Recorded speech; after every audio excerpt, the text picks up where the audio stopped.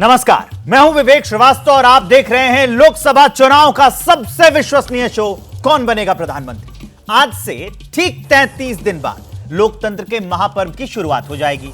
चुनाव आयोग की घोषणा के बाद देश में 7 फेज में चुनाव होने वाले हैं।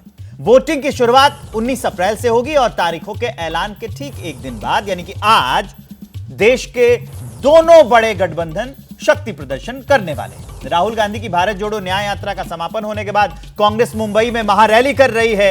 रैली में ममता बनर्जी को छोड़कर इंडिया गठबंधन के तमाम बड़े नेता शामिल होने वाले हैं। ये नेता अपना गठबंधन की एकजुटता दिखाने की कोशिश करेंगे, तो दूसरी तरफ प्रधानमंत्री नरेंद्र मोदी रविवार शाम को आंध्र प्रदेश के पलनाडु जिले में, यानी कि आज ही की बात कर रहे हैं हम लोग, एक भव्य रैली प्रजागलम यानी कि जनता की आवाज को संबोधित करेंगे। एबीपी न्यूज सी वोटर के सर्वे में साफ दिख रहा है कि बीजेपी दक्षिण भारत में कमजोर है और इसे देखते हुए ही बीजेपी अपने सहयोगियों यानी कि एनडीए के साथ आंध्र प्रदेश में 10 साल के बाद रैली करने वाली है। तो दक्षिण का द्वार किसके लिए खुलने वाला है, इसी मुद्दे पर आज होगी चर्चा। लेकिन उससे पहले देखिए नेताओं का वार पलटवार।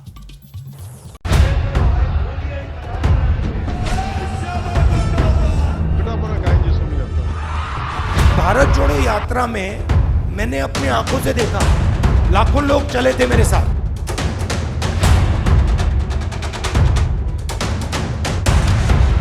हम कहते हैं बीजेपी नफरत फैलाती है, कि नफरत का कारण अन्याय है।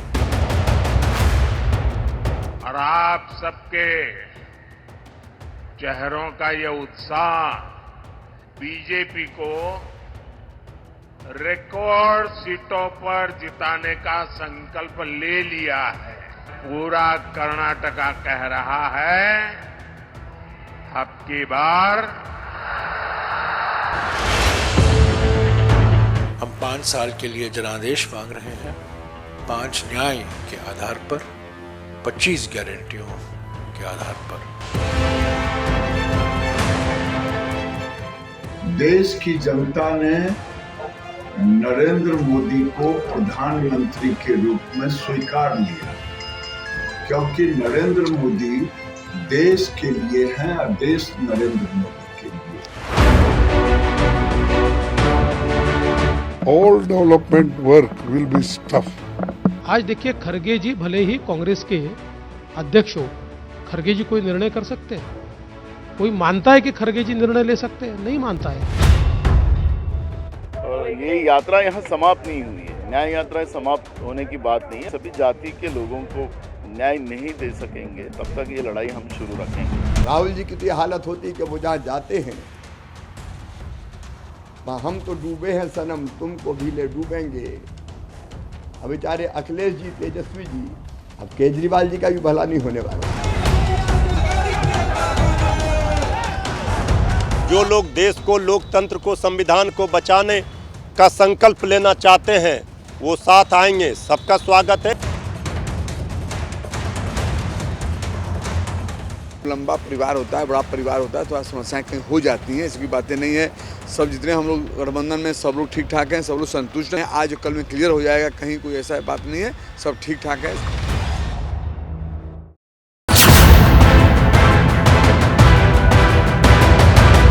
देखिए, मुंबई में यहां राहुल गांधी हैं और दक्षिण में प्रधानमंत्री नरेंद्र मोदी हैं। दोनों पार्टियां अपनी अपनी हुंकार भर रही है। इसी पर हम चर्चा करेंगे और चर्चा करने के लिए मेरे साथ रामकृपाल सिंह आपको स्क्रीन पर दिख रहे हैं, मौजूद है मेरे साथ अभय दुबे वरिष्ठ पत्रकार, जफर इस्लाम साहब बीजेपी से जुड़े हैं और सुरेंद्र राजपूत जी कांग्रेस के प्रवक्ता हैं।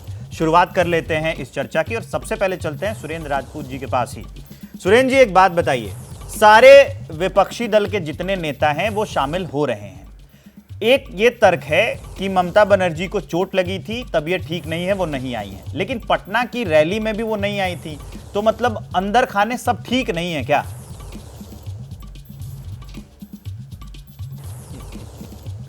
विवेक भाई, आप सब लोग पानी में पत्थर क्यों मारते हैं?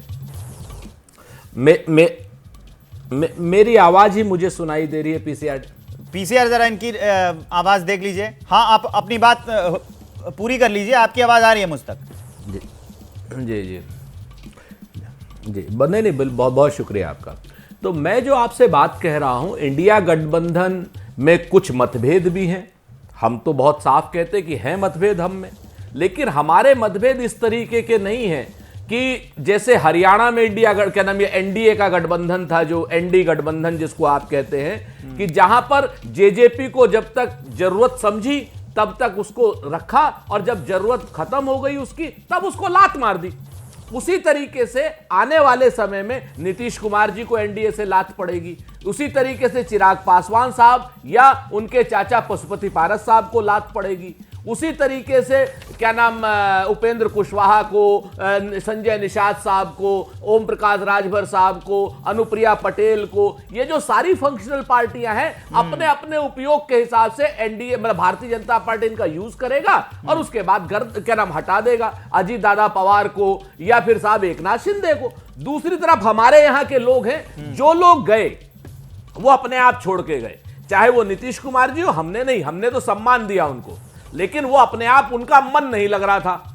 वो तो चाहते थे कि इंडिया गठबंधन वाले उनके सामने नाचेंगे। ममता बनर्जी के बारे में अब एनडीए वाले नाच गा रहे हैं, ठुमका लगा रहे हैं। मैं कह रहा सुनिए, एनडीए वाले नीतीश जी के सामने नाच गा रहे हैं, ठुमका लगा रहे हैं, इसलिए उनका मन लग रहा है। ममता बनर्जी का क्या है, वो क्यों नहीं आ रही हैं? हमारे यहां मन नहीं लग रहा था। नहीं, ममता बनर्जी का तो आपको मालूम है, आपको बता तो दिया, हम एक रणनीति के तहत हैं, उनको चोट भी लगी हुई है। हम इस चीज से इनकार नहीं करते कि क्या नाम वो 42 सीटों पर चुनाव लड़ रही हैं, लेकिन हम सब लोग भाजपा के सामने चुनाव लड़ रहे हैं। जी, मैं आज जब देख रहा था ये भदोही में ललितेश पति त्रिपाठी टीएमसी के अकेले उम्मीदवार, यहां पर उन्होंने कह दिया, और ये है भी है कि जो ममता है वो कई राज्यों में, खुद पश्चिम बंगाल में ही अकेले लड़ने का कर चुकी हैं। तो ये किस रणनीति के तहत आती है ये बात? ठीक है, आप जैसे आपको हम बता दें, जैसे हम पंजाब में हम और आम आदमी पार्टी आमने सामने चुनाव लड़ रहे हैं, केरल में हम और लेफ्ट आमने सामने चुनाव लड़ रहे हैं जी, ठीक है ना। उसी तरीके से हमारा गठबंधन दोनों जगह पर है, गठबंधन जिस तरीके से उसी तरीके से बंगाल में। आपको दिक्कत भाई ममता बनर्जी को, आप लोग, ममता बनर्जी स्वयं कह रही हैं कि हम गठबंधन का हिस्सा हैं। उत्तर प्रदेश में ललितेश भाई भदोही से चुनाव लड़ रहे हैं, इंडिया गठबंधन का हिस्सा होकर के लड़ रहे हैं। ये सारी चीजें आप देखिए तो आपको समझ में आएगा कि हमें भाईचारा नहीं, ये भाईचारा दिख रहा है। लेकिन भारतीय जनता पार्टी से जरूर सवाल पूछिए। नहीं, लेकिन एक बात मैं बिल्कुल दिख रहा है, लेकिन आप अगर स्वस्थ रूप से पूछें तो 3 प्रश्न जरूर पूछिए एनडीए से और भाजपा से, तो मैं आपको मानूं कि भाई आप ये बताइए कि दुष्यंत चौटाला को एनडीए से लात क्यों मारी? आप आगे आने वाले समय में नीतीश कुमार जी को लात मारेंगे या नहीं? शिवसेना शिंदे गुट को लात मारेंगे या नहीं? ये अजीब थोड़ा अलग साउंड करता है, लात मारेंगे या नहीं, ऐसे भी आप कह सकते हैं कि निकाल देंगे कि नहीं। अब मैं आपके ये तीनों सवाल जफर इस्लाम से पूछ लेता हूं, ठीक है, पूछ लेता हूं। जफर इस्लाम साहब, इतने स्वार्थी हैं क्या आप लोग कि काम निकल जाता है तो निकाल बाहर करते हैं आप? देखिए, मैं तो उन तीनों बात का जवाब दे दूंगा जो आप पूछ रहे हैं, लेकिन सबसे पहले मैं ये पूछना चाहता हूं कि अगर पंजाब में एक दूसरे को डसने के लिए खड़े हुए हैं लोग, एक दूसरे को गालियां दे रहे हैं, तो दिल्ली आते आते क्या फूल बरसने लगेगा? जरा पहले सोचिए कितना, मतलब आप सोच रहे हैं कि इनके मानसिक संतुलन देखिए कि पंजाब में गाली दे रहे हैं एक दूसरे को और दिल्ली में जो है दामन थाम रहे हैं। इससे समझ में आता है कि कमजोर पार्टियों का क्या हाल है। इन्हें सिर्फ सत्ता की लालच है, सत्ता की भूख है, किसी तरह नरेंद्र मोदी जी को हटाना है और ये अपने मकसद में कभी कामयाब नहीं होंगे। जिनके खिलाफ लड़ते थे केजरीवाल, जिनके खिलाफ इतनी गालियां देते थे, आज उनका दामन दोनों एक दूसरे को थाम के बैठे। मैं सोच रहे इससे फायदा होगा, 5% और वोट हमारा बढ़ जाएगा, हम 60% वोट 70% वोट लेकर आएंगे और जीतेंगे। दूसरी बात, जहां तक भारतीय जनता पार्टी का सवाल है, हाँ अपना गठबंधन का धर्म निभाते हैं। हमने कभी किसी को नहीं निकाला और कभी किसी के साथ कोई जो बोलते हैं ना कि हम अब कांग्रेस पार्टी तो किसी तरह का ठुमका भी लगाने के लिए इस लायक नहीं है, लेकिन हम तो कह सकते हैं कि हम एक विशाल पार्टी हैं, पैन इंडिया पार्टी हैं और हमारे पास 303 जो है एमपीज हैं। उसके बावजूद हमारा नजरिया बिल्कुल दूसरा होता है। हम सबको सम्मान देते हैं और उसी सम्मान की वजह से वो हमारे यहाँ कोई छोड़ के नहीं जाता है। ठीक, अगर किसी की अपनी मजबूरी हो जमीन में उसको कोई ऐसा कोई अपनी मजबूरी हो तो उससे छोड़ के जाता है, लेकिन वो फिर भी वापस आता है। आप देखिए ना मजबूरियां क्या कहा नीतीश कुमार जी ने कि मैं गया था, मैं परेशान हो रहा था, ये खुद कह रहे हैं इसे 1 मिनट, और वापस आए तो उन्होंने कहा कभी नहीं जाएंगे। और मैं आपको बोल रहा हूँ, देखिए नीतीश कुमार की तो नीतीश कुमार की तो बात ही मत करिए। ऐसा तो नहीं है कि आप लोगों ने मतलब जो बीजेपी है उन लोगों ने भी बहुत दिए बयान नीतीश कुमार के खिलाफ, उन्होंने भी आपके खिलाफ जहर उगला, फिर दोनों एक हो गए। आऊंगा आप दोनों के पास आऊंगा, जरा मेरे वरिष्ठ भी मेरे साथ जुड़े हुए हैं। लास्ट बातें खत्म कर, अरे लास्ट बातें तो करिए, अरे लास्ट बातें तो सुनिए। आप इतना लंबा समय दिया है कांग्रेस को, बीजेपी रूलिंग पार्टी को दम बहस 2 मिनट भी नहीं दे रहे हैं, ऐसा कैसा होगा? बोल लीजिए। सुनिए मैं क्या कह रहा हूं, ममता बनर्जी के बारे में जो इन्होंने कहा, आप सवाल ये बार सवाल का जवाब नहीं दे रहे थे। ममता बनर्जी ने इनका दामन छोड़ दिया है, नहीं ममता बनर्जी ने दामन छोड़ दिया इनका, और ये लोगों को बताने से कतरा रहे हैं। आप देखिए ममता बनर्जी चाहे जहां से लड़ रही, चाहे अगर उत्तर प्रदेश से लड़ रही है तो उत्तर प्रदेश के समाजवादी पार्टी भी इनका दामन छोड़ने वाले हैं, मैं आपको ये बताना चाह रहा हूँ। ठीक है, अब जरा इनसे पूछ लेते हैं, रामकृपाल सर, ये जो ऊपर से दिखावा हो रहा है, तो ये रास्ता और ज्यादा मुश्किल होता जाएगा ना इंडिया गठबंधन के लिए 24 का? देखिए मैं ये भविष्य वक्ता तो नहीं हूँ, मैं वर्तमान जो है उसी पर कुछ कह सकता हूँ। जैसा कि आपने खुद कहा, देखिए एक मंच पर आना, एक साथ खड़े होना, ये कोई नई बात नहीं है। 2014 में भी सब लोग साथ आए थे, खड़े हुए थे, फोटो खींची थी। 2019 में भी साथ आए थे, खड़े हुए थे, फोटो खींची थी। सवाल इस बात का है, अब तो तारीखों का ऐलान भी हो गया है, लेकिन अगर आप देखें बंगाल से लेकर के महाराष्ट्र तक अभी भी पिक्चर कोई क्लियर नहीं है। आप दिल्ली में आप पार्टी कांग्रेस समझौता कर रही है, जहाँ पे दोनों जीरो हैं, खोने के लिए कुछ नहीं है, तो वहाँ तो कोई बात नहीं। लेकिन वही पंजाब में जहाँ जिसके पास कुछ है वहाँ कोई समझौता नहीं हो रहा है। तो देखिए ये वोटर जो भी है इतना पढ़ा लिखा है, जागरूक है, और कम से कम चीज़ों को समझता है, उसकी राजनीतिक सामाजिक समझ अच्छी तरह से है।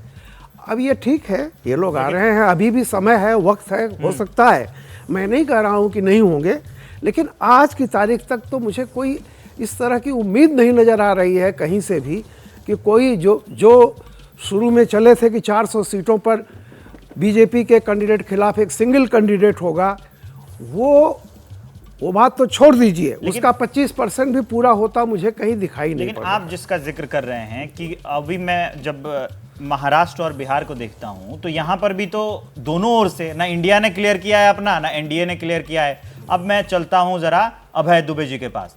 ये सिर्फ हम इंडिया को कह लेते हैं तो क्या मतलब जो सत्ताधारी पार्टी है उसको भी गिनना है इसमें, और जो विपक्ष है उसको भी गिनना है उसमें? तो 2 राज्य ऐसे हैं जहां पर अभी भी इन लोगों का मामला तो नहीं सेट हो पाया है ना, तो सिर्फ यही क्यों हम लोग दोष दें कि हाँ जो इंडिया गठबंधन के अंदर का मामला है वहां पर कुछ ठीक नहीं चल रहा है, लेकिन इन 2 राज्यों में यहां तो भी तो ठीक नहीं चल रहा ना एनडीए में?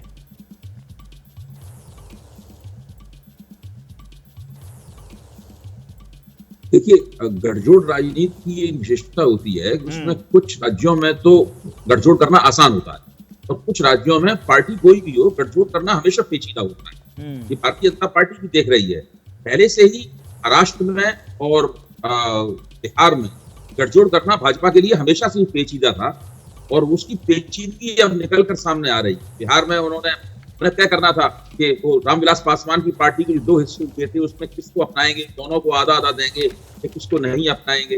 उन्होंने एक फैसला किया चिराग पासवान के पक्ष में, अब दूसरा पक्ष जो है उनके खिलाफ बगावत के कोर्ट में है। इसी तरीके से महाराष्ट्र के बारे में भी अभी कुछ भी साफ नहीं है कि वहां क्या होगा। मैं तो ये भी मानता हूं कि कर्नाटक में जहां पर केवल गठजोड़ पार्टनर एक है, जनता दल सेकुलर, उसके साथ भी सीटों का क्या तालमेल होगा, कैसे होगा, वो किस तरीके से चुनाव लड़ेंगे, इसकी भी अभी कोई खोज खबर हम लोगों के सामने नहीं है। तो भारतीय जनता पार्टी को भी कई जगह पेचीदगियों का सामना करना पड़ रहा है, लेकिन जहां तक इंडिया गठबंधन है उसकी पेचीदगियां ज्यादा हैं और ज्यादा फैली हुई हैं, ज्यादा हुई है। कुछ उनका अपना ढील डाल है, कुछ भारतीय जनता पार्टी का जो एक राजनीतिक प्रबंधन शादी से भरा हुआ होता है, उसकी भी एक खूबी है जिसकी वजह से वो अभी कहीं की जो विपक्षी एकता है उसका इंडेक्स बेहतर नहीं कर पाए।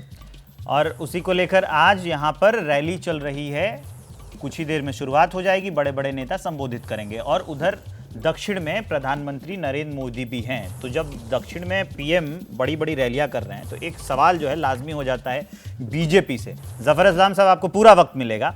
आप ये बताइए कि दक्षिण का डर अभी भी क्या बीजेपी को सता रहा है, इंडिया को सता रहा है क्या, एनडीए को? नहीं, देखिए कोई दक्षिण का डर नहीं सता रहा है। हम अपने चादर को फैलाना चाहते हैं। अच्छा, हम अपने पैर को फैलाना चाहते हैं, अपना फुटप्रिंट्स दक्षिण में ज्यादा बढ़ाना चाहते हैं।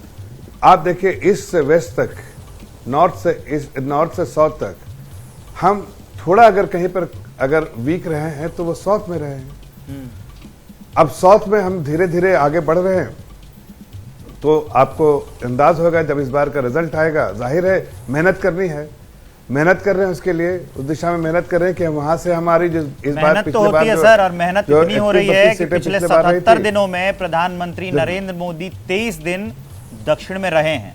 तमिलनाडु में 8 दिन, केरल में 5 दिन, तेलंगाना में 4 दिन, लक्षद्वीप में 2 दिन, आंध्र प्रदेश में 2 दिन और कर्नाटक में 2 दिन। जी विवेक जी, मैं ये कह रहा हूं कि पिछले बार 31-32 सीटें थी हमारी पूरे साउथ में। इस बार हमें उसको 50 प्लस में ले जाना है, 60 प्लस में ले जाना है। तो जाहिर है हमें मेहनत करनी पड़ेगी, उस दिशा में मेहनत करनी पड़ेगी। और आगे आने वाले दिनों में देखिएगा कुछ और भी रोचक इंफॉर्मेशन आपको मिलेगी साउथ से रिलेटेड। और उस पूरे एफर्ट्स में चाहे जो भी अनाउंसमेंट आए, चाहे जो भी हो, जो भी हमारी स्ट्रैटेजी हो, उस पूरे स्ट्रैटेजी का जो फाइनल रिजल्ट होगा वो हमारे मकसद कामयाब होगी।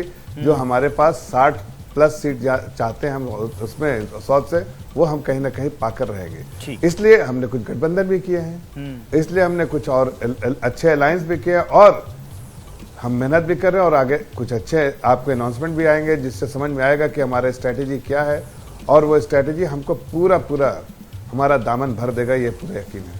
ठीक है, जफर साहब ने अपनी स्ट्रैटेजी बता दी है। अब चलते हैं सुरेंद्र राजपूत जी के पास। आपकी स्ट्रैटेजी क्या है?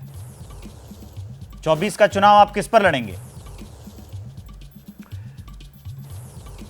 देखिए विवेक भाई, 2-3 चीजें बड़ी साफ हैं। बड़ी अच्छी बात कही जफर भाई ने भी, हर आदमी को अपनी पार्टी को फैलाने का हक है, उनको शुभकामनाएं।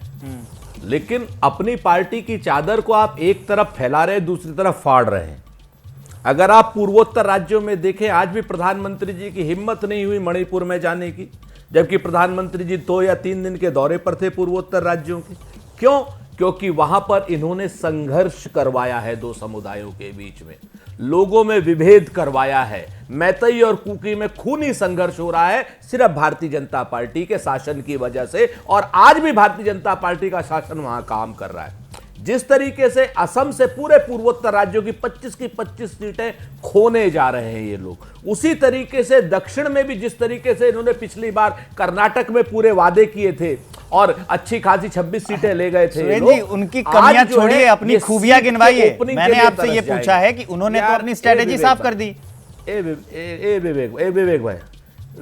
विवेक भाई, मैं आपसे एक रिक्वेस्ट कर रहा हूं। देखिए, हम लोग इंडिया गठबंधन वाले कमजोर लोग हैं, इस वक्त सत्ता में नहीं है, और आप लोगों को ऐड भी नहीं दे सकते, दबाव भी नहीं दे सकते हैं। अब फिर आप गलत ट्रैक पे जा रहे हैं। देखिए, अरे सुरेंद्र, आपके पास अपने तर्क हैं, तर्क रखिए। पहले बात सुनिए, पहले बात सुनिए। देखिए, गलत आप कहिए तो मैं छोड़ देता हूं। अरे नहीं, इतनी अच्छी चर्चा चल रही है तो आप अपने तर्क रखिए ना। आप जफर इस्लाम साहब, मैं तर्क रख रहा हूं, लेकिन आपको भी क्या है, नहीं आजकल आप लोग बड़ा सवाल उठाते हैं। अभी मैं क्लियर कर देता हूं, आप दोनों सुनिए मेरी बात। अभी मैं क्लियर कर देता हूं, बड़ा आप लोग उठाते हैं सवाल। अभी आपने ये कह दिया कि हम सत्ता में नहीं है, कमजोर है, ऐड नहीं दे सकते। आपने एक तरह से कस दिया हम पे तंज। जफर इस्लाम के पास उनको थोड़ा सा कम वक्त क्या मिला, वो कह रहे हैं कि अरे ऐसा कैसे कांग्रेस को दे दिया। तो हम तो कहीं के नहीं होते ना, आपसे पूछ देंगे तो आपके लिए बुरे, उनसे पूछ देंगे तो उनके लिए बुरे। आप चर्चा कीजिए। मैं कह रहा था कि आप ये बताइए कि आपकी स्ट्रेटेजी क्या है। जफर इस्लाम ने अपनी स्ट्रेटेजी बता दी, बात खत्म। अगर आप पूरी बात नहीं सुनना चाहते हैं, अगर नहीं, आपकी बात खत्म नहीं, आप कहीं कोई खुदाई फौजदार हैं कि मैं सारी बातों का सिर्फ आप ही का जवाब दूं, मैं अपनी बात ना रखूं। रख लीजिए। क्या मैं इतना भी अधिकृत नहीं हूं कि 30 आपने 15 सेकंड में मुझे टोक दिया? समय खराब कर रहे हैं। आपने मुझे 15 सेकंड में, जफर इस्लाम साहब को 2 मिनट आप बिल्कुल क्या नाम गुगा बुल्लू समय की लड़ाई छोड़िए सुरेंद्र जी। अब ये अब जफर इस्लाम साहब आपके समर्थन में उतर आए। वही तो कह रहा हूं ना कि आप लोग भी तो, आप बस अपनी क्या बात मतलब है रखिए, इस बात आप का? अपनी लड़ाई बंद करके आप अपनी बात रख लीजिए कि आपकी स्ट्रेटेजी क्या है। हटाइए इनको, दूसरे को दीजिए चांस बोलने के लिए, समय खराब तो कर मैं रहे हैं। आपको वही बता रहा था। दक्ष ये एंकर भी अब यही हो गए, आपके चैनल के मालिक भी हो गए। जब अरे छोड़िए, आप अपनी बात रखिए, देख वो लीजिए, चुप हो आप गए। आपके सामने है ये। अरे आप अपनी बात रखिए, वो चुप हो गए। जी, दो चीजें बहुत साफ हैं। हम लोग जनता के सहारे, जनता के भरोसे पे, जनता के नेतृत्व में चुनाव लड़ रहे हैं। और नंबर एक, नंबर दो, बेरोजगारों को जो पेपर लीक सेवा आयोग हो रहा है, लोक सेवा आयोग की जगह 1 करोड़ लोग जमीन पर हैं, आपको दिखाई नहीं दे रहे हैं। आपको दिखाई नहीं दे रहे हैं वो इलेक्टोरल बॉन्ड, जिसकी वजह से ईडी के छापे पड़ते हैं और रुक जाते हैं। आपको वो ईडी इलेक्टोरल बॉन्ड नहीं दिखाई दे रहे हैं, जिसकी वजह से 140 करोड़ के इलेक्टोरल बॉन्ड जैसे ही लेते हैं, 14,000 करोड़ का मेगा इंजीनियरिंग को बंबई का कॉन्ट्रैक्ट मिल जाता है, बंबई की बीएमसी का। ये जो इलेक्टोरल बॉन्ड की वजह से अब तो ये स्पष्ट है भारतीय जनता पार्टी भ्रष्ट है। आज तक की सबसे भ्रष्टतम सरकार के जाने का समय आ गया है।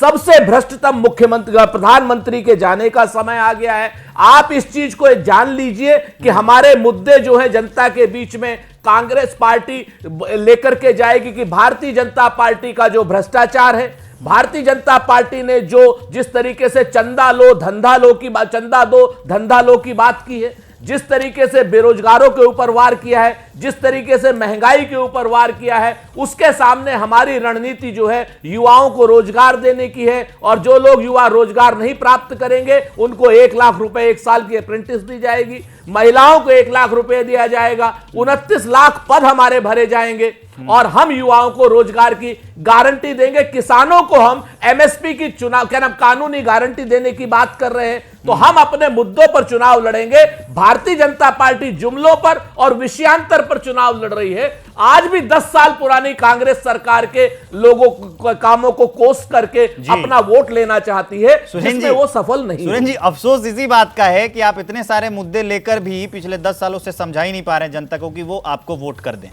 खैर, आपके पास अब मैं वापस लौटूंगा। रामकृपाल सर कुछ ऐड करना चाहते हैं? नहीं, मैं ये कह रहा हूँ कि जैसे अभी शुरू में बात हुई, अभय जी ने भी रखा, जब हम एनडीए और इंडिया अलायंस की बात करते हैं और ये कहते हैं कि दोनों कहीं फंसे हुए हैं, तो हमें जरा ज़मीनी सच्चाई पर ध्यान देना चाहिए।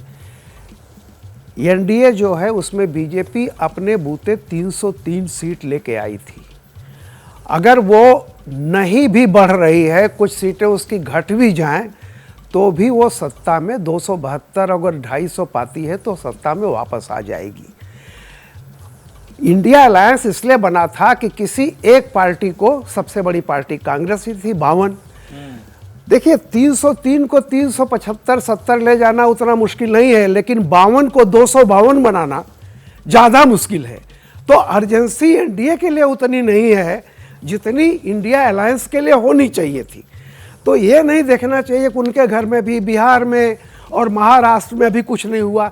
अगर बिहार और महाराष्ट्र में कुछ भी नहीं होगा तो भी 16-17 सीटें बीजेपी की आई थी बिहार से, महाराष्ट्र से कितनी थी? मैं कहता हूं दोनों को अगर घटा भी दीजिएगा तो भी बीजेपी करीब करीब बहुमत के आसपास अकेले अपने बूथे पहुंच रही है। तो मेरा कहना है कि यह अनइक्वल फाइट है। जो कमजोर है, एक 100 केजी का आदमी है, अगर वो 30 किलो घट जाएगा तो 70 किलो का होगा, उसे हेल्दी कहा जाएगा। लेकिन अगर 52 किलो वाला 30 किलो घट जाएगा तो आईसीयू में चला जाएगा। तो दोनों गठबंधनों को जब हम तुलना करते हैं किसका घर ठीक नहीं, तो जरा ये भी देखा करें कि आने वाले समय में कौन किस जमीन पर खड़ा है। ठीक है, जफर इस्लाम साहब, सबसे पहले तो ये बताइए कि ये जो आप कहते हैं, जो बीजेपी कह रही है 370 बीजेपी 400 प्लस एनडीए, इतना कॉन्फिडेंस आता कहां से? ये कॉन्फिडेंस जो आता है वो ज़मीन में लोगों का जो आशीर्वाद मिलता है, जो लोगों की सेवा की है। और आप जब जिस तरह से आप मेहनत करते हैं, ज़मीन में लोगों की चिंता करते हैं, हर जगह हर वक्त कार्यकर्ता लोगों के लिए खड़ा रहता है, तो जाहिर है लोगों का आशीर्वाद मिलता है। उस आशीर्वाद की वजह से प्रधानमंत्री का जो जनाधार और पार्टी का जनाधार, प्रधानमंत्री की लोकप्रियता बढ़ती रहती है, वो साफ दिखता है। लेकिन अगर बर्तन खाली हो तो आवाज़ बहुत होता है। तो आप राजपूत साहब जब बात करते हैं तो आवाज़ देखिए कैसे चन चन चन चन मन चन करते रहते हैं। इससे समझ में आता है कि उनको बात अपनी स्ट्रैटेजी नहीं, उससे बीजेपी को गाली देना है। आप हमसे पूछा भाई हम क्या आपके प्लान है, हमने बता दिया। उनके प्लान पूछा तो कैसे बताया, ठीक ही कहा है रामकृपाल जी ने कि भाई 52 से अगर 30 kg वेट कम हो जाए तो क्या होगा आईसीयू में। लेकिन आईसीयू में है 200 से अगर वो 42 पे आ गए तो आईसीयू में ऑलरेडी हैं। अब आईसीयू से निकलने के लिए आप बीमार आदमी कैसे जाता है आईसीयू में, देखते कराहता रहता है, वैसे लोग खाली ऐसे आवाज निकालते रहते हैं। हकीकत है कि आज जनता को समझ नहीं पा रहे, जनता की सेवा करना नहीं जानते, सिर्फ मेवा खाने वाले लोग हैं। तो ज्यादा मेवा खाया है तो उसका असर देखिए, जनता ने आपको सही जगह पे खड़ा कर दिया है। भाई जनता की चिंता नहीं कीजिएगा तो कैसे काम चलेगा। आप जहां भी आप राहुल गांधी जी की स्पीच सुनिए, बेतुकी स्पीच होती है, कोई जनता से रिलेटेड रहते नहीं है। और एक प्रधानमंत्री जी की स्पीच सुनिए, दिल को छूने वाली स्पीच होती है, दिल में जाती है, सीधे लोगों तक पहुंचती है। ये फर्क है। और ये फर्क इसलिए है कि हमारा मकसद कुछ और है, उनका है कि परिवार वाले लोग को खुश रखना है, हमारा है कि एक आम नागरिक को खुश रखना है। ये सब जो वजूहात है, ये सब जो कारण है, उसकी वजह से भारतीय जनता पार्टी और एनडीए एक मजबूत स्थिति में है। और इसलिए मैं दक्षिण का जो इस बार हमारा जो फोकस है, हमें पूरी उम्मीद है कि हम अपने एनडीए पार्टनर के साथ 400 पार करेंगे और खुद भारतीय जनता पार्टी अकेले 370 पार करेगी। ये हमारा संकल्प है, आदरणीय प्रधानमंत्री जी का संकल्प है और जमीन में हर कार्यकर्ता उस दिशा में चल रहा है। और मैं कह सकता हूं आपके चैनल पे कि हमें पूरा विश्वास इसलिए है कि जनता का पूरा सपोर्ट हमें मिल रहा है और पूरा आशीर्वाद मिल रहा है। एक पार्टी ऐसी है जो करप्शन कर करके देश को लूट लिया है और आज भी देखिए तो 550 करोड़ रुपया निकलता है इनके एमपी के घर से। और ये बात करते हैं इलेक्टोरल बॉन्ड्स। अरे भाई जो ट्रांसपेरेंसी आज सारे चीज आपके सामने है और आप 550 करोड़ एक एमपी के घर से निकलता है। सोच सकिए कितना करप्शन, कितना लूटा है देश को इन लोगों ने। इनके कहने के लिए कुछ इनके पास है करप्शन के बारे में। 12 लाख करोड़ का सर्वे है ना, वो 400 तो नहीं कह रहा है इस देश में। कितने इतने सारे जफर भाई, हाँ एबीपी वोटर का जो है सर्वे तो अभी का कह रहा है। सर्वे विकेश देखिए आज 400 कह रहा हूं नहीं कह रहा हूं, मैं इस बात को नहीं जानता। मैं आपके सर्वे के बारे में कोई टीका टिप्पणी नहीं करूंगा। बिल्कुल आपका अपना एक मेथोडोलॉजी है, सर्वे करने का एक सैंपल साइज है, आप जो स्टैटिस्टिकल एनालिसिस यूज करते हैं, वो सारी चीज मेरे लिए मैं उसको मानता हूं, इस पर कोई टीका टिप्पणी नहीं। लेकिन अभी तो समय है ना इलेक्शन होने में। जैसे जैसे हमारी रैलियां शुरू होंगी, प्रधानमंत्री जी और लोगों के बीच में जाएंगे, विशाल जनसभा होगी और उसके बाद ठीक है। तो उसके बाद दो बातें कही, एक तो कि आप सेवा भाव से पहुंचते हैं, दूसरा कि आप ये देख रहे हैं कि कांग्रेस आईसीयू में है। सुरेंद्र राजपूत जी, एक तो ये किस नजर से देख रहे हैं आपको, जफर इस्लाम भाई इस पे जरा बताइएगा। दूसरी बात यह है कि आप क्या सेवा नहीं करते, सेवा भाव से नहीं जाते, आपकी सेवा नहीं पहुंच पा रही है वोटरों तक। विवेक भाई कहते हैं ना कि झूठ से सच से जिससे भी यारी रखिए, बस आप अपनी तकरीर जारी रखिए। इस वक्त आप मालिक हैं बाजार के, जो भी चाहिए कीमत हमारी रखिए। आप बात मन की करिए चाहे वतन की, पर जितना जब भी झूठ बोलिए आवाज भारी रखिए। तो ये इस तरीके की भारतीय जनता पार्टी के लिए जनता कौन है? अडानी है, ये मेगा इंफ्रास्ट्रक्चर वाले हैं, ऐसे लोग हैं, वो कंपनियां हैं जो जिन कंपनियों से चंदा दे लेते हैं और धंधा देते हैं, वो कंपनियां जिनसे चंदा लेते हैं और ईडी की रेड खत्म करते हैं। आज 550 करोड़ रुपए हमारे यहाँ एमपी की बात कर रहे हैं, इनको ये नहीं मालूम है कि इन्हीं की सरकार ने उस एमपी को भी उस 550 करोड़ रुपए के लिए क्लीन चिट दे दी है। जैसे कानपुर के व्यापारी को 200-300 करोड़ रुपए के लिए क्लीन चिट दी थी, वैसे ही के लिए उसने हिसाब दे दिया है। आप एक चीज को आप समझिए कि ये लोग झूठ कितना बोलते हैं, इतना झूठ बोलते हैं दूसरे के ऊपर कि लूट लिया लूट लिया लूट लिया। अरे भाई लूट तो आज की डेट में आपने लिया, इसी वजह से तो पूरे देश में आपके क्या नाम हर जगह पर भारतीय जनता पार्टी के कार्यालय। हमने तो 70 साल सरकार चलाई, आज तक हमारे कार्यालय नहीं बने। आपके सामने लुटेरे तो आप लोग हो और क्रॉनी कैपिटलिस्टों के साथ लूटते हो, किसी ऐसे अडानी के साथ आप लूटते हो जो 634वें नंबर का व्यापारी होता है और आज वो दूसरे नंबर का व्यापारी हो जाता है, रेल में, तेल में, क्या नाम, जहाज रानी में, एयरपोर्ट पे, सी पोर्ट में, सब जगह पे आज की डेट में एक ही आदमी का कब्जा आप लोगों ने दे दिया। ये सारी चीजें अब जनता के सामने रखी जाएंगी। दूसरी बात मैं राम कृपाल जी के लिए कह दूं, जफर भाई के साल मैं बताऊं, जफर राम कृपाल जी, तो राम कृपाल जी एक बात सुन लीजिए आप, कहते ना कि दिल में अगर प्यार नहीं तो मोहब्बत की अदा छोड़ दे, वार करना है तो कर, सीने पे कर, दुश्मनी कर, दगा छोड़ दे। आप हमको बता रहे हो कि हम आईसीयू में हैं, मान लीजिए हम तो हैं कमजोर, हम तो मान ही रहे, हम तो मान रहे हैं कमजोर हैं भाई, तभी तो हमारी 52-54 सीटें आई हैं। ऐसा थोड़ी है कि नहीं है कि हमारी सीटें वो है, लेकिन आप इतिहास को पढ़े हुए हैं, हम आपको पढ़ करके बड़े हुए हैं, लेकिन उसी इतिहास को आप भूल गए हैं। जनता पार्टी जब सत्ता में आई थी, कांग्रेस की कितनी सीटें थी, और जनता पार्टी जब सत्ता से गई उसके बाद कांग्रेस कितनी सीटें लेकर के आई थी, याद है आपको? बिल्कुल। आपको याद है या नहीं? याद है। असम गण परिषद जब आई थी चुनाव लड़ने के लिए कितनी सीटें लाई थी? दूसरी चीज, राम कृपाल जी, क्या नाम, दिल्ली में आप पार्टी कितनी सीटें लेकर के आई? असम गण परिषद कैसे लेगा? त्रिपुरा में 3 सीटें थी भाजपा के पास, कितनी सीटें लेकर के आई? तो आप जैसा जो सुधी पत्रकार है वो सत्ता के उच्चारणगिरी में इतना नीचे गिर जाएगा, कहेगा कि नहीं साहब ये लोग सीटें नहीं ला सकते, 52 से 300 नहीं हो सकते। कैसी बातें कर रहे हैं आप? सुरेंद्र जी, चारणगिरी करना होता तो मैं आपकी जगह बैठता। हमें अफसोस, आप कृपया सुनिए, हमें आप इस तरह की बातें मत किया करें। मैंने देखा है आप अभी पंजाब, अभी पिछले इलेक्शन में आपकी हवा बह रही थी, हम भी यही रहेंगे, देखेंगे। फालतू की बातें मत किया कीजिए, सुनिए, आइंदा से बदतमीजी वाली बात मत कीजिए, ये चारणगिरी फालतूगिरी मत कीजिए, समझ गए आपने? आप कर रहे हैं। नहीं, मैंने कांग्रेस का नाम नहीं लिया, आप चाटुकारिता कर रहे हैं, आप सत्ता की चाटुकारिता कर रहे हैं, गिरे हुए इंसान खुल के कहता हूं, मैं तुम्हारी तरह पार्टी का नहीं हूं। सुरेंद्र जी, सम्मान में जीता। सुरेंद्र जी, भाषा की मर्यादा पहले आपने खोई, और मैं ये देख रहा हूं जब भी डिबेट में करता हूं, सुरेंद्र जी मेरी बात सुनिए आप, जब भी मैं डिबेट करता हूं या जब देखते हैं तो मैं ये कांग्रेस के प्रवक्ताओं की एक बड़ी संख्या है जो अपने तर्क नहीं रख पाते हैं, तो उनके पास सिर्फ एक ही बात होता है कि मेरी बात नहीं रखी जा रही है, मुझे समय नहीं मिल पा रहा है, जबकि सच्चाई तो यह है कि उनके पास अपने तर्क नहीं होते हैं। ऐसा है विवेक श्रीवास्तव, हमारे पास पूरे तर्क हैं, लेकिन मैंने हमारे पास पूरे तर्क हैं। ऐसा है सुरेंद्र राजपूत, कहते हैं कि 50 किलो के आदमी को 30 किलो कम कर देंगे। ऐसा है सुरेंद्र राजपूत, ऐसा है सुरेंद्र राजपूत कि ये जो आपकी भाषा है और ये जो आपका स्टाइल है आप अपने पास रखिएगा, समझ में आई बात? इस तरह से आप किसी से बात, शुरुआत आपने की, वही मैंने आपको टोका था, और ऐसा है ये चारणगिरी, और आप अपने शब्द सीखिए, आप अपने शब्द सीखिए। बात करता जो लात घूसे से ये शुरुआत करे होता है इस तरह के शब्दों से, वो क्या आदमी है? आप किसी पार्टी के सब है?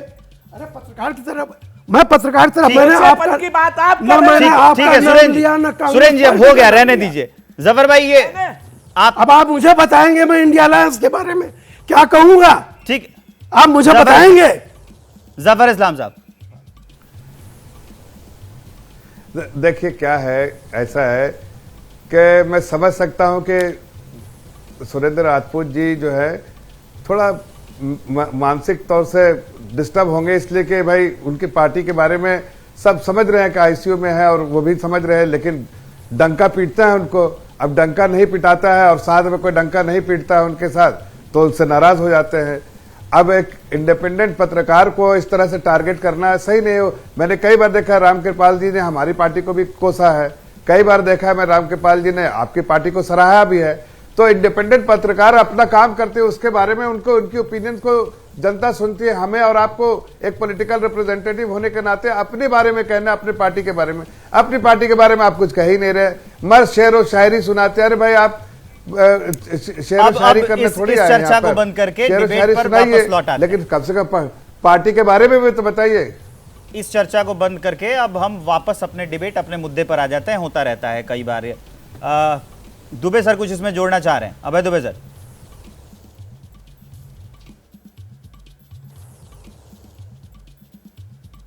नहीं, देखिए, मैं आदरणीय राम कृपाल जी ने जो पहले बात कही उनकी बात सही है। अगर भारतीय जनता पार्टी 272 सीटें ले आती है तो देश पर हुकूमत करने के लिए लगातार तीसरी बार सरकार बनाने के लिए इतना काफी है। लेकिन वो खुद ही दावा कर रही है कि वो 300 के पार जाएगी, वो 70 लाएगी, उनका गठजोड़ 400 लाएगा। इसलिए हम लोग की समीक्षा कर रहे हैं। अगर उसे 272 सीटों में संतोष है भाजपा को, तो दक्षिण भारत में एक भी सीट न जीते, कर्नाटक में भी न जीते, तेलंगाना की 4 सीटें भी हार जाए, चुनाव ही नहीं लड़े वहां पर, तो उसको कोई आवश्यकता नहीं है। उसको सीटों से मिल जाएंगी। तो मुख्य तौर पर भारतीय जनता पार्टी उत्तर भारत, पश्चिम भारत और मध्य भारत की पार्टी है। ठीक। बाकी सब जगहों पर, और भारत में कर्नाटक में 90 के दशक उसका अच्छा प्रदर्शन होता है। बाकी सब जगहों पर वो गठजोड़ करके और थोड़ी बहुत जुगाड़ करके उत्तर पूर्व दल बदल कराकर अपना प्रसार किया है। ये जो कम सीटों की बात होती है, ऐसे भी तो पता चलता है ना कि राहुल गांधी अब भारत जोड़ो न्याय यात्रा जहां जहां लेकर निकले, धीरे धीरे वहां से सारे कई नेता हैं, कई राज्यों में गठबंधन टूटा और कई नेता जो हैं वो धीरे धीरे वहां से निकलते गए इंडिया गठबंधन से, कांग्रेस में, बीजेपी में। जब आज देख रहा था मिलिंद देवड़ा, वो 14 जनवरी 2024 को इसी साल आ गए शिवसेना, वो शिंदे वाले में हो गए शामिल। उसके बाद जगदीश शेट्टार, बाबा सिद्दीकी, अशोक चौहान, कई ऐसे नाम हैं जो आ गए थे। हाँ सुरेंद्र जी बोलिए। देखिए, फिर से वही, हमारे नाम तो जितने थे वो सब पूर्व थे। कोई पूर्व मंत्री थे, कोई पूर्व मुख्यमंत्री थे, कोई पूर्व सांसद थे। भारतीय जनता पार्टी के तो वर्तमान नेता ब्रजेंद्र सिंह हरियाणा से छोड़ करके गए, वर्तमान में एमपी। क्या नाम, कसाना साहब राजस्थान से छोड़ करके गए, वो वर्तमान में एमपी। अभय प्रताप सिंह मध्य प्रदेश से कल ही उन्होंने राज्यसभा से इस्तीफा दिया, वर्तमान के एमपी।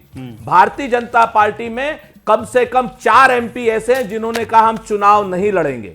आज की डेट में इस पर कोई चर्चा नहीं कि भारतीय जनता पार्टी के जो वर्तमान के एमपी हैं वो चुनाव नहीं लड़ना चाहते। और जिस तरीके से मैं हमेशा कहता हूं कि भारतीय जनता पार्टी विपक्षियों को ईडी से निपटाती है और अपनों को सीडी से निपटाती है, तो जिनको निपटाना है उपेंद्र रावत बाराबंकी के वर्तमान एमपी, उनको सीडी से निपटा रहे हैं। ठीक है। तो आज की डेट में चर्चा सिर्फ कांग्रेस के पूर्व नेताओं के ऊपर सबकी चर्चा होगी और जनता पार्टी के वर्तमान सबकी बात रखी जाती है, सबकी चर्चा होती है। वक्त इजाजत नहीं दे रहा है। आप दोनों के लिए बस एक टिप्पणी कि हमेशा याद रखिए कि ना आप लोगों की वाहवाही चाहिए, आप लोग जितनी आलोचना करते हैं कहिए, कोई मतलब नहीं बनता, हम अपना काम करते रहेंगे।